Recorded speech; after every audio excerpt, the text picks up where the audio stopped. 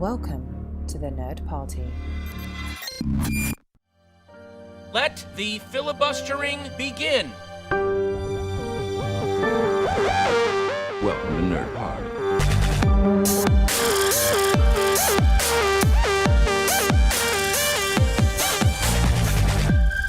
Hello and welcome to Filibuster here on the Nerd Party Networks. I'm one of your hosts, Lee Hutchison, and returning once again is Carlos Miranda. Carlos, welcome back. Thank you for having me back, Lee, especially after our Picard chat, which was just a couple of weeks ago. I'm honored. Yeah, we left it on a note of, like, the door is always open for you, Carlos. We've had you on a few times now, a special guest star, in my opinion. We had a discussion that we are all in lockdown at the moment. We're putting out some extra podcasts, we're doing interviews, and I posed it to you, Carlos, blank canvas. Any topic you wanted to discuss, if you wanted to return, you could just pick it and we would do it and we would chat about it. Do you want to tell the audience what topic you've picked for today's discussion and why? Yeah, when you kind of gave me that blank check, I knew immediately that I wanted to talk about the character of Seven. In large part because, one, I think years and years and years ago, you and I joked about doing like a deep dive on a couple of characters, and I said we had to do Seven, and then we did a Deep Space Nine followed by a Voyager kind of recap. And so it's always been in the back of my mind, and then obviously Picard came and went, and Seven I thought was one of the best components and one of the best elements of Picard, and I know that a lot of people had issues with her and her character and the way she was portrayed, but for me, I absolutely loved it, and so it was very clear when you very kindly gave me that blank check that there was one thing I wanted to like kind of geek out with you about, and that was the character of Seven of Nine. Now, I think before we dive into sort of our discussion, let's kickstart this with a brief snippet from one of our kind of most recent interviews. So here's a brief snippet from one of the key writers and creators of the Seven of Nine character, Voyager producer and writer Brannon Braga. He obviously played a key role in sort of developing this character of Seven of Nine. Did you expect her to make this sort of huge cultural impact that she did? I mean, here we are 25 years on, you know, it's the character's still making waves. It's kind of part of the big campaign behind Picard as well. Did you expect something that you played such a key role in developing and kind of shaking up Voyager to have such a huge impact on the franchise altogether, really? Well, it certainly wasn't my intention to, I mean, anything you do, I'm blown away that people still talk about these Next Generation episodes. I never could have predicted that this would be the case. With Seven of Nine, I just wanted to add a character to the mix that was going to provide a foil and a dynamic that for each cast member would be unique. Everybody had their little relationship with her. I'm pleased that the character remains in the cultural consciousness. I think you have to credit Jeri Ryan with doing an amazing job. These kind of Star Trek-y characters, whether they're Spock or Data or Seven of Nine, they're hard to do, believably, and she did a great job. So there we go. So there's Brannon Braga talking about the origins of the Seven of Nine character. So Carlos, what was your first introduction to Seven of Nine, and was it a character that gripped you in that first episode when she appeared in season 4 of Voyager's opener, Scorpion Part 2? So, you know, I didn't watch Voyager season 4 live because my family had moved to the Middle East. My dad's in oil. He's a mechanical engineer, but he focuses on energy, and growing up he just worked in the oil industry, and so we had moved to Saudi Arabia right after Voyager season 1. So I watched season 1 live, and then we moved to Saudi Arabia. And so I was able to watch Star Trek about a few months behind everybody else. And it was on the American Military Channel. They used to do Wednesday nights. They used to play Deep Space Nine followed by Voyager. But it was always several months. It was the new episodes of that season, but it was always 3 or 4 months behind. We didn't really have access to kind of the early internet in Saudi at the time.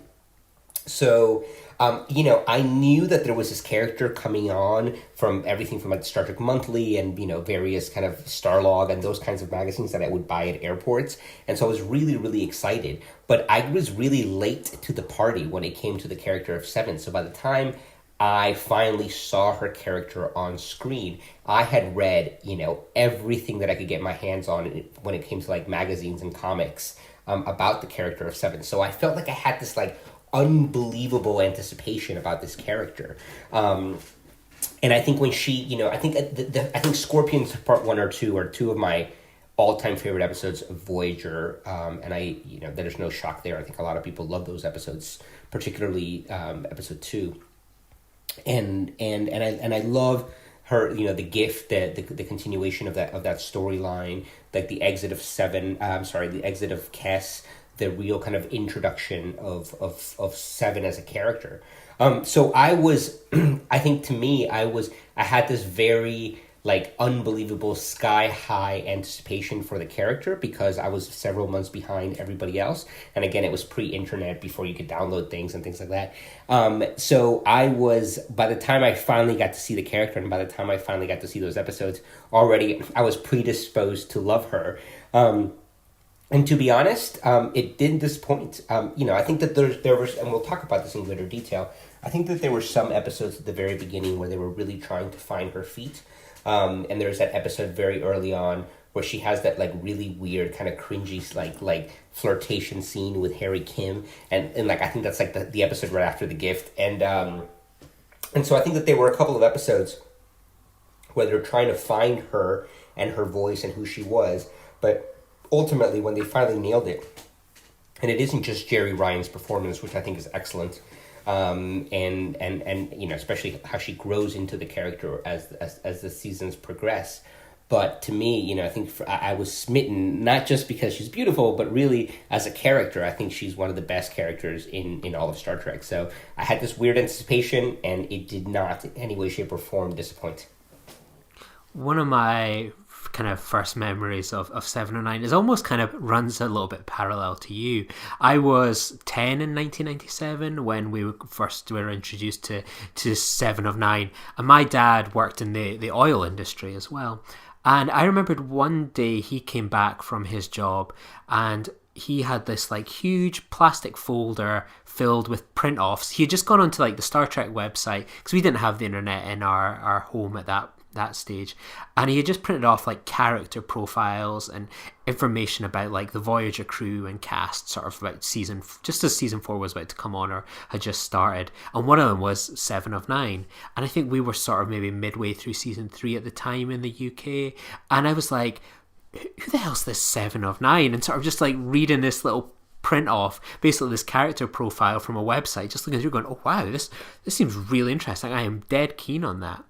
And it wasn't until the VHS release, probably sort of maybe March 1998, I remember sort of going into the Virgin Megastore at the time, and I had the choice between Deep Space Nine 6.1 with the the first episodes of sort of this occupation arc of Deep Space Nine, or the first 2 episodes of a brand new season of Voyager.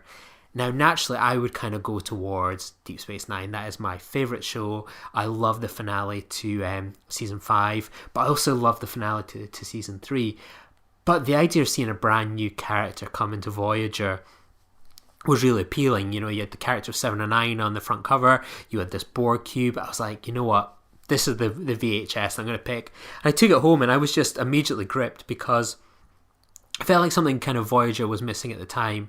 It felt like this was similar to its Worf getting appearing in season 4 of Deep Space Nine. Someone that would upset things a little bit, have different and dynamic relationships with all the cast and crew.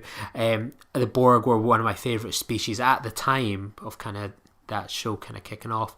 So it was all really very exciting, and I think 7 of 9 and Jeri Ryan really opened up an exciting kind of avenue for fans, and I think from probably season 4 to the end of 5, maybe kind of with some of season 3 in there as well, I felt that was the peak of Voyager. It was, fantastic entertainment, really good episodic television, and I think that a lot of that came from the emphasis on sort of Jeri Ryan. It added tension that had been missing in the show.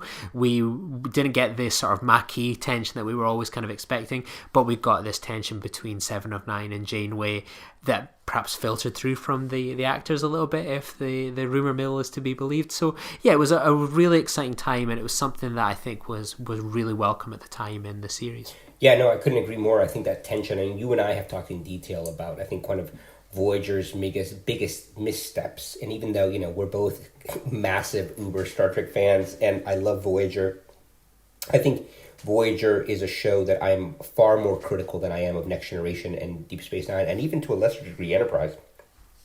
Just because I think Voyager has such potential. And don't get me wrong, again, I love it, and there are so many great episodes of Voyager that I absolutely adore. But it lacked that tension that we were promised at the beginning, that was so naturally there, but they just kind of glossed it over for the most part, and it took the character of Seven. There's obviously the tension between Janeway and Seven, which is wonderful, one of the best aspects of the show. But I think also like her relationship with someone like Torres, which I think is vastly underrated. They liked each other, but they didn't like each other. And I think all of their interactions right through the end were always fantastic. I think her relationship, obviously, with the Doctor is great. I think another relationship that is not often talked about is her relationship with Tuvok. They have these wonderful moments. And I think Jeri and Seven was kind of like the spice that the Voyager stew needed at the time. And I don't necessarily think that Worf was needed for Deep Space Nine, because I think to me Deep Space Nine can make no mistakes in many ways, but I don't think Worf was necessarily needed. However, he did make the show better. There's no I think the Klingon storyline in season 4 of DS9 and what how Worf gelled so beautifully with the characters. And Michael Dorn is on video, and on record saying several times that his best stuff that he ever did as Worf was on DS9. And I think that's definitely true. But I think Voyager desperately needed some kind of jolt after season 3, and the character of Seven definitely provided that. What was it about sort of some of those kind of episodes of 7 of 9 that got you excited?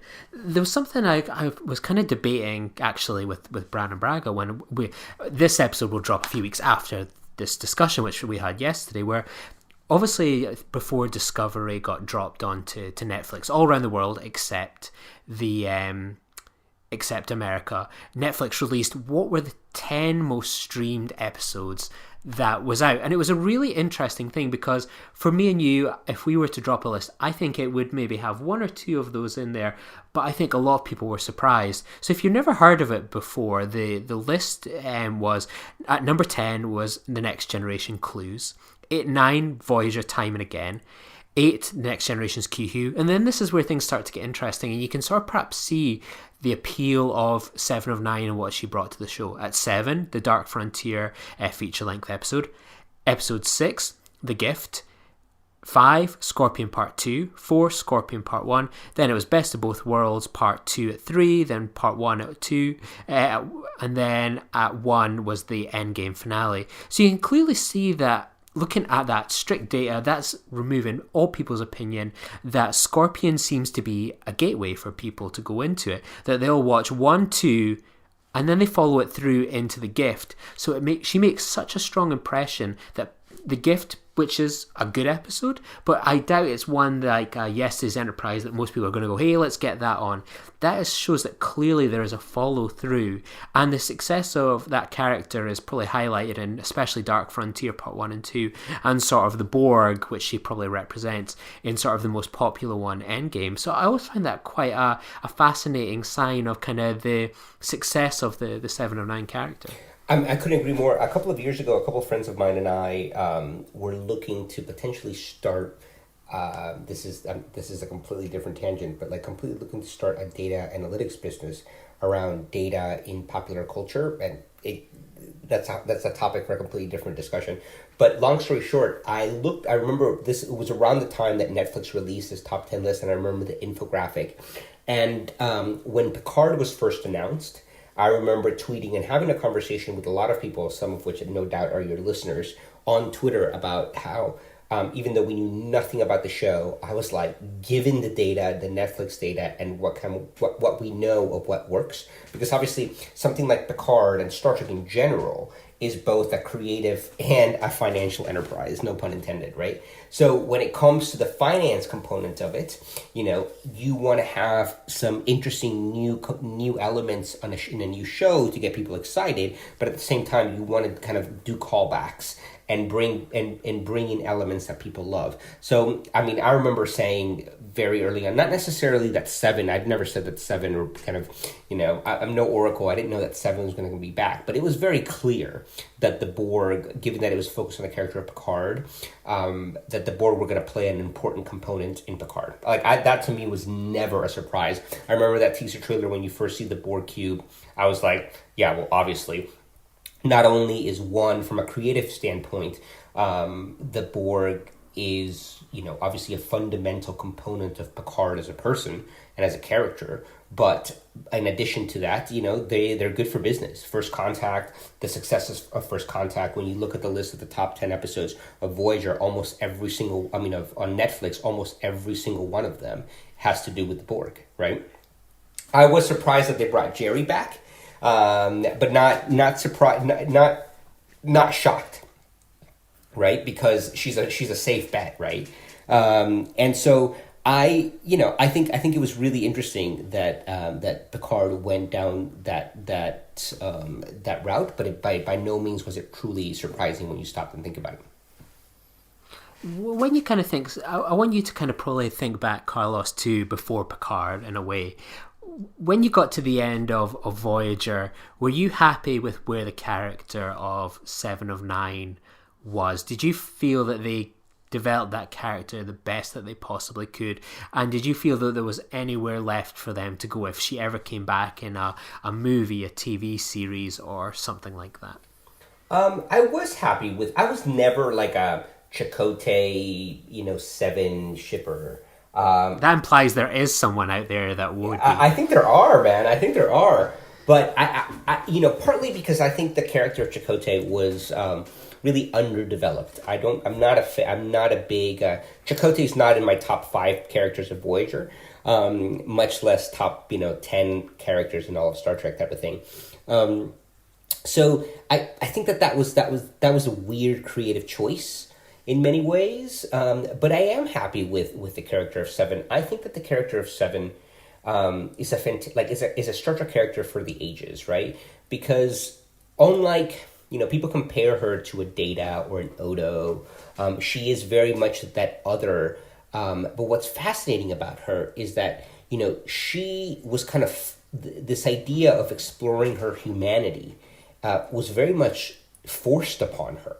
And I think by Janeway, very, very openly and blatantly forced upon her. It was never her choice.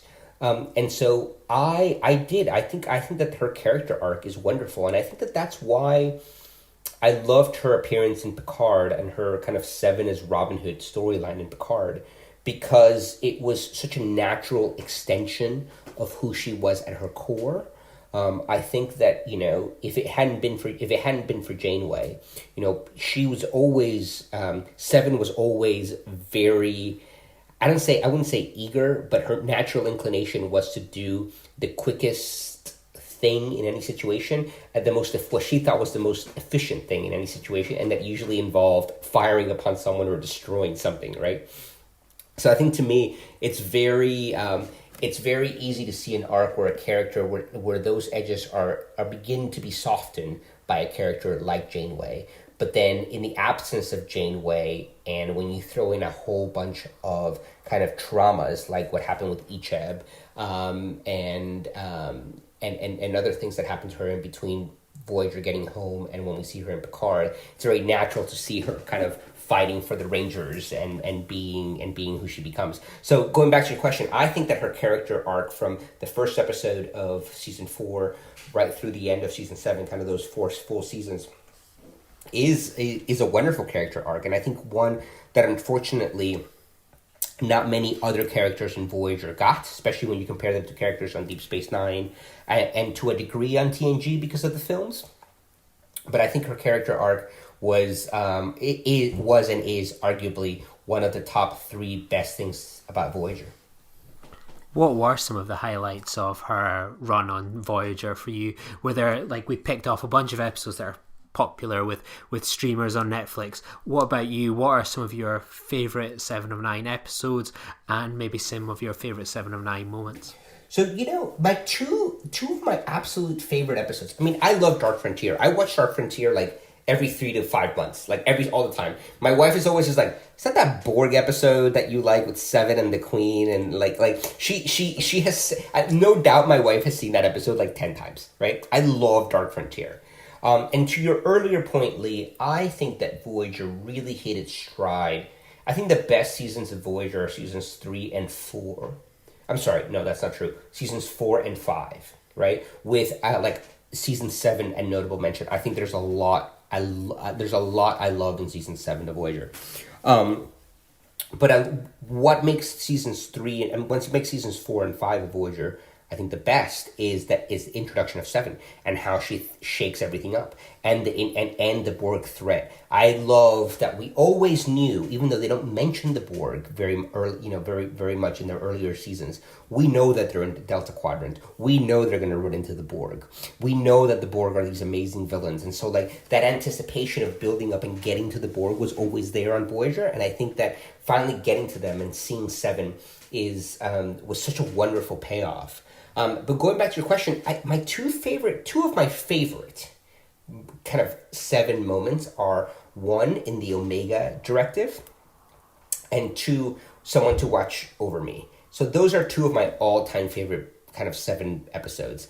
The former, not necessarily like a classic 7 episode, even though she plays a very important part in the story, and the latter being, a full kind of wonderful bottle show focused on Seven and the Doctor. So I think in the Omega Directive, you see this like really focused, all about duty, all about scientific discovery, seeking perfection, and kind of doing, and again, that rebellious streak that's always in Seven, that's wonderful, that none of the other kind of Starfleet, even Maquis characters, with some, B'Elanna has a lot of attitude, but she's not necessarily super rebellious, and when it comes to following orders. But Seven was always willing to kind of do her own thing until Janeway kind of came into stellar cartography to really kind of like slap her on the wrist, right? So I think Omega Directive is one of those phenomenal episodes. And I saw yesterday TrekCore tweeted that it was the anniversary of the show, like the 30th anniversary or something ridiculous, whatever it was, right, of the show yesterday, or 25th anniversary or whatever it is. And I think Someone to Watch Over Me is one of the most beautiful. I mean, that to me is maybe a top 10 episode definitely a top 10 episode of Voyager.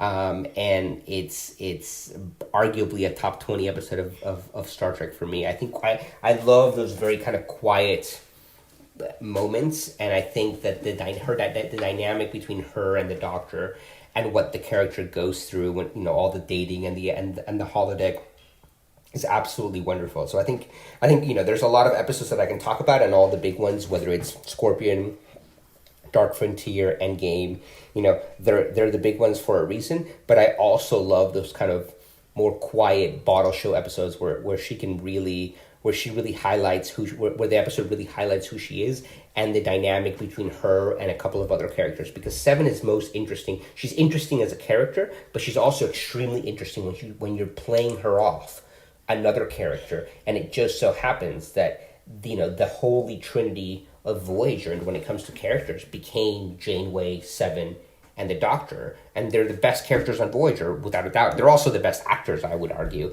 but I think the 3 of them were amazing. And so when you had Seven playing against one of those 2, it's when you had magic. Why do you think 7 of 9 was a breakout hit, not just probably for Voyager, but I think at the time in the 90s, maybe sort of less so outside of kind of fandom now, Seven of Nine was very appealing to probably people to give Voyager a go. You obviously, Brannon Braga had this idea of bringing a Borg onto the crew, and then someone like Rick Berman was like, but she's got to be a babe, for example. Do you think that sort of kind of tied in almost probably with the lad culture of the time? When I think of sort of Seven of Nine, I think of sort of the characters from Spaced, that would kind of that would appeal to those people to tune in to Voyager. Why do you think she became sort of a breakout cultural hit, probably in a similar vein to the Datas and Spocks? Well, I think originally, on the surface, I mean, you talk about the characters on Spaced, right? Tim, i.e. Simon Pegg's character, had that 7 or 9 poster in his bedroom in the show, right? If you go back to, not in the first season, but when they came back to the second season, in his bedroom, there is that classic iconic 7 or 9 in her, like, badass, like, metallic, silver catsuit, right? I think originally that was like, obviously that has Berman written all over it. You need to get that kind of, and they used to refer to her as the Borg babe before they had one, right? Like in all those interviews and things like that. And I think that obviously Jeri Ryan is beautiful and she's sexy and she's all of those things, but that's not what makes the character interesting in any way, shape, or form, right? Yes, she's pretty, but like it's not what makes the character. The fact that like it's I think that why the character worked is that she was kind of, and I think Kate Mulgrew's original, you hear all the drama, and I've heard Jeri Ryan talk, everybody can just Google it and hear some of Jeri Ryan's like interviews from like 20 years ago, 15 years ago, 10 years ago, when she was really like honest to what it was like. I feel bad for Kate Mulgrew in that way, right? Here's a show that was meant to be, spearheaded by this woman captain, and then they need to shake it up, and so what do they do is they bring someone literally in with like, with an amazing figure and they put her in a metallic catsuit that was so tight, like she bruised her rib, didn't she? That's the reason they had to get her out of that metallic. She was always supposed to be in that metallic silver one, but I think I remember reading that she bruised some ribs and that it was really hard for her to get in and out of it because it was so tight. But that's not what makes the character interesting. What makes the character interesting is the fact that she became like the Data and the Spock, and maybe it's not the right term, but she became that other who always commented on humanity, right? But from a very different perspective. Obviously, Spock was half human, and so he was able to kind of code switch between the two worlds even though he was obviously a Vulcan, but he understood the other, or at least could pretend. Data longed to be human, and she was human, but she wasn't. She was also Borg, and so I think that the child of two worlds played it so well. And let's not forget, Jeri Ryan was and is a phenomenal actress. Like, she really is. You look at some of her, you look at some episodes, and I'm blown away at what an amazing actress she is, right? So I think that I think that character, I think originally you had that Berman kind of ratings, that kind of studio intervention where it's just like, we need to hit a demographic of 18 to 34-year-old men, and they're the key demographic that watch Star Trek, so let's give them like a sexy Borg in a tight suit. And actually, had you not had an amazing actress like Jeri, that's what you would have gotten. But the reality of it is she was able to just elevate the material from pretty much the beginning. And I think the writers picked up on that. And I think the writers then started giving her, I mean, don't get me wrong, she was always in a catsuit, right? I think in Relativity is the only time that you see her in a Starfleet uniform, right? Or in something. You know fine well that it is. You don't pretend that you're not like a full-on nerd. I know it, you know it. It's Relativity when she's in that blue one.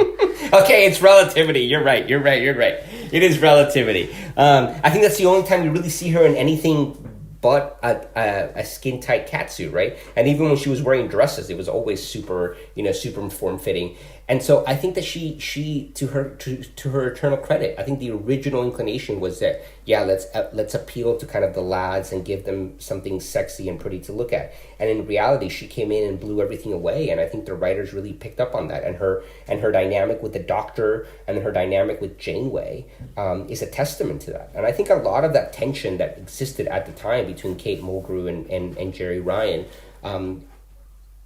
obviously, it must have been hard behind the scenes, but I think it played so well on screen. You know, there was this maternal quality to Janeway, but it was like not a child. It was like maternal to like a very rebellious teenager, right? And that's one of the best aspects, and it became one of the defining components of the show. And I think her acting, the writing adapted to it, and really elevated the character.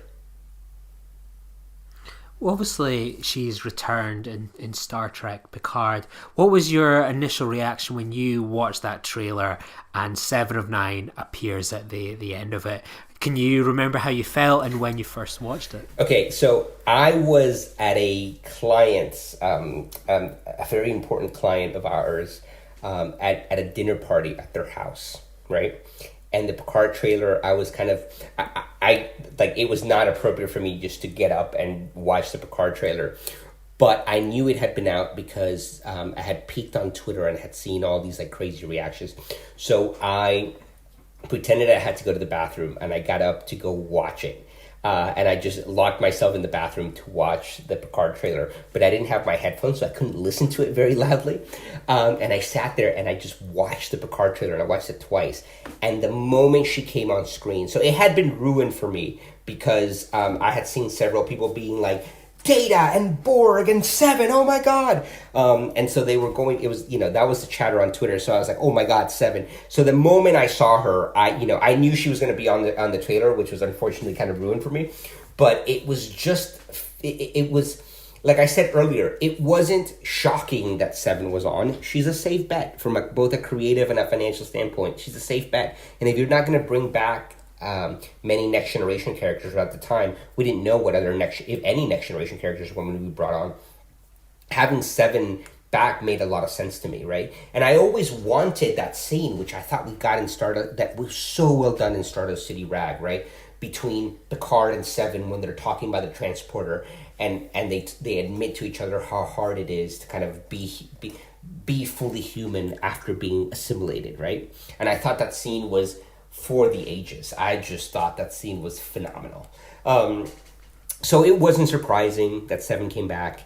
It wasn't shocking. But I was so pleased because she's one of the best elements of Voyager. I think she broke the mold from that kind of Data Spock character who really gets to comment on humanity, and so I was really, really, really excited, and I really wanted to see where they were going to take her, because even from the trailer you saw her as being very relaxed, very human, very much her, but talking back to Picard in a way that wasn't really 7, but of course it shouldn't be 7 because 20-something years have passed.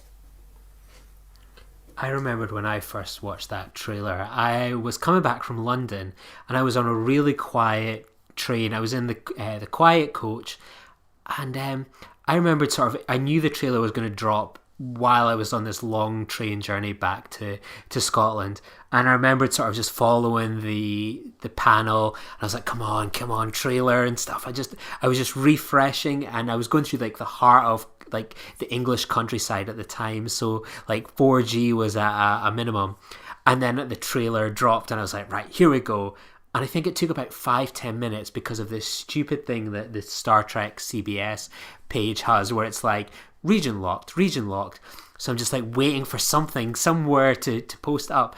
I remember just watching it and just being like blown away, excited, so many questions. And then I would just drag the video bar back to the start, watch it, go onto Twitter, talk about it with people, watch it again, drag it back, engage with more people on Twitter, like screenshots, everything. It was just so exciting. But I think before we can continue, even kind of dive into even sort of further about Seven in Picard. Let's hear from Jeri Ryan herself when I interviewed her on the red carpet of the Star Trek Picard European premiere about her return to her iconic role. Jeri, what was that phone call like when they call you up to say we want you to come back? Was it one of excitement, nerves, get lost? How did you feel? My experience was a little different. I heard about this first 2 years ago at the Hollywood Bowl, drinking champagne with a friend of mine as we do in the summers. And about 2 or 3 glasses into the evening, he decided to say, okay, here's what I'm thinking. I want to bring Seven back. And I laughed and said, it's funny, it's really funny. And he said, no, I'm serious, here's what I'm thinking. And he pitched me sort of the ideas that they were thinking of what she would be like now. And it was honestly really intriguing. But I didn't think anything was going to come of it because people pitch ideas in Hollywood all the time and nothing happens. Cut to Creative Arts Emmys last year. I'm lined up backstage to go on for Star Trek to get an award. I'm behind Alex Kurtzman. And he said, oh yeah, I understand you talked to James. Yeah, we've been talking a lot about Seven in the writer's room. I was like, you're actually doing this? I had no idea. So it's pretty cool. Good, thanks. Good to have you back. Thank you. So there we go. We have Jeri Ryan on our Star Trek Picard Voyager 7 of 9 discussion. What a thrill that is. So, Star Trek Picard, were you happy with the performance and the return of Seven in the episodes that we got with her in season 1? In one word, absolutely. I know there's been a lot of backlash, and just because it was so unexpected, and I think so. In some ways, we all have a love for Seven. I've never met anybody that doesn't like the character of Seven, right? And what she did for Voyager, and how she spiced things up, and how she elevated the material and elevated the show. But so I can kind of understand, you want the best. We love these characters. We want the best for them, right? So I think when the characters, when we're reacquainted with these characters or meet them again at a later point, and their lives haven't gone the way we would have liked because we want them to have the best, I understand that kind of hesitation. But the reality of it is that I immediately bought the 7 of 9 as kind of Robin Hood type story, right? And so I was there for it completely. So I mean, at the end of episode 4 of Picard, where she beams into the transporter pad of La Sirena, and Picard just looks at her and she says, "You owe me a ship, Picard," and he just says 7 of 9 or whatever, or vice versa. It just blew my mind. It was just wonderful. And then in the next episode, where you really see her and Picard kind of go head to head, and they have these moments. I really, to be honest, I thought the character was handled so well. And I remember that episode at the beginning, the kind of the teaser for Stardust City Rag, where you have Icheb, and this is where having Kristen Bear on the show has been such a blessing for fans, particularly fans like us. I'm only a couple years older than you, Lee, but we grew up with 90s Trek, right? Like, that to me is comfort food. Like TNG, DS9, and Voyager, right? Like, that to me is like the holy trinity of television, and that to me is just comfort food, and I love those shows. And to have someone that's like one of us co-creating Picard and injecting Picard with, not that Picard had, there were a couple of nods to DS9, but I was shocked at the number of Star Trek Voyager references that were littered throughout Picard, right? Forget, you had Icheb and obviously Seven, but the musical, the music cues, it was amazing how much Voyager was part of Picard. And so to have, to kind of have, one, to have Seven back, but two, to have her, to know that she had been, obviously there are big gaps in her life that we haven't been told yet, but to know that she suffered like these horrible traumatic kind of episodes, and she became the character that she became. I was just there for it because, one, I thought it was totally believable. I thought that they really understood the character of Seven, and to me, if you would have said, if 7 or 9 experienced things like the death of Icheb in the way that she did, and Bjayzel's betrayal and things like that. Would she become this character? 100%. So to me, even though it's not what I wanted for the character, because you want the best for these people because you love them, it was totally believable that Seven would join a kind of, this kind of, again, Robin Hood is the best way to describe it, and kind of fight with her own kind of, a la Batman, vigilante justice in order to right the wrongs in the galaxy. One of the things that's been interesting is the discussion of Seven's sexuality. Is that we are, in Voyager we saw her in relationships with men, and that's been kind of grown upon in kind of other episodes in sort of Star Trek Picard, where it's heavily implied that she was in a lesbian relationship. We see some maybe in a bit of intimacy with Raffi at the end of the season. What do you think of that development of the character and the addition to her character? Yeah, I mean, I see so many things on Twitter, because obviously we're, Star Trek Twitter, I try to keep my Star Trek Twitter, and I think most of 98% very positive, but you do see things and you're just like, come on, people, it's the 21st century. By that point, everybody's going to be bisexual. It's just a spectrum. But the reality of it is that it's not a thing. To me, the fact that she had relationships with women and with men, I don't know. It wasn't even a thing. I think that the reality of it is that Seven is probably, if she was a real person, she would probably define herself as bisexual or whatever the 21st century equivalent of it is, and I think that in Voyager she was. She was basically a teenager. She was experimenting, and she had relationships with men, and then probably, post Chakotay, she was like, this isn't working for me. I buy that completely. But it was funny because it was never an issue. And there's been so many shippers, I think, over the years that are very much like into this kind of weird Janeway Seven relationship. I never thought about it that way, ever, not even once. I thought that Janeway was very much a mother figure to like a rebellious teenage daughter. And that's the lens which I will have always and will always look at their relationship. But to me, it's not surprising, and it's genuinely not even an issue. I thought that it was perfectly believable. I don't think that I think that the historically Trek has always had such like a rigid heterosexual like attitude towards its characters, and I think the reality of it is that it wasn't even. That's not the case. And I love things like in deep, things like DS9, especially the DS9 doc, where you have Andrew Robinson talking about Garak's sexuality and him wanting to basically eat Dr. Bashir, and you look back on it and it's wonderful to kind of see that like sexual tension and not being kind of confined to this idea of kind of heterosexual relationships. So to me, it was not an issue. I wish people wouldn't make it an issue. I think it detracts from it. I think it makes the character of Seven far more nuanced, far more interesting. And the fact that she had relationships with men and with women, great. When we leave the kind of Star Trek Picard season 1, we have 7 of 9 on the bridge, feeling like she's now going to be part of this crew going forward. Where do you kind of feel 7 of 9 is going to go next? Do you think she's going to become sort of a regular on this crew, contributing in some way or another? Or do you think it's going to be something that she's going to be kind of dropping in and out of the series? Well, I thought that you and I and Duncan talked about Picard, the Picard finale.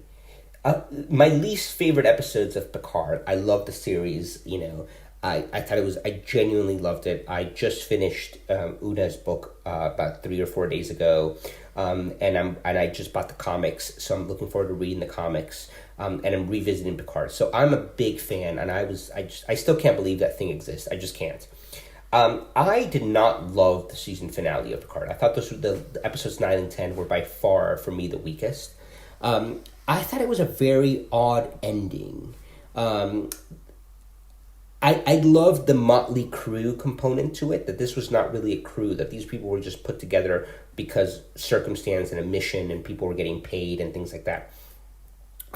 So I don't know. I part of me feels like this was all of them getting off that, like, you know, ridiculous season 1 TNG-esque kind of synth planet, and them going off, not necessarily on an adventure, but to like go back to Earth or whatever and drop Seven off. So I could see them go. I don't believe that Picard season 2 is going to be a.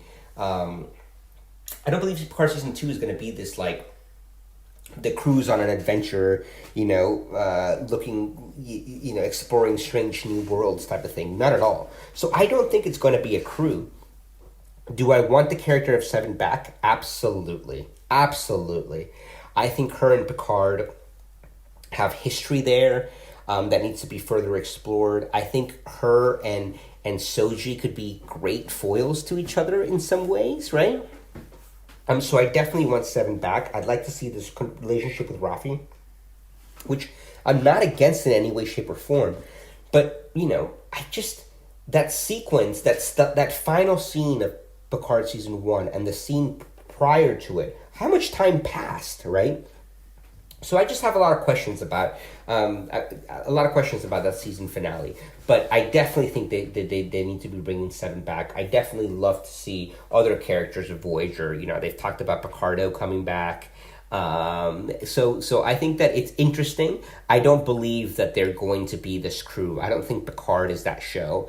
And in fact, if you told me that Picard season 2 was going to be a bunch of like courtroom drama type episodes with Picard fighting for like synth justice, I'm here for it, because I there's nothing I love more than like lawyer Picard.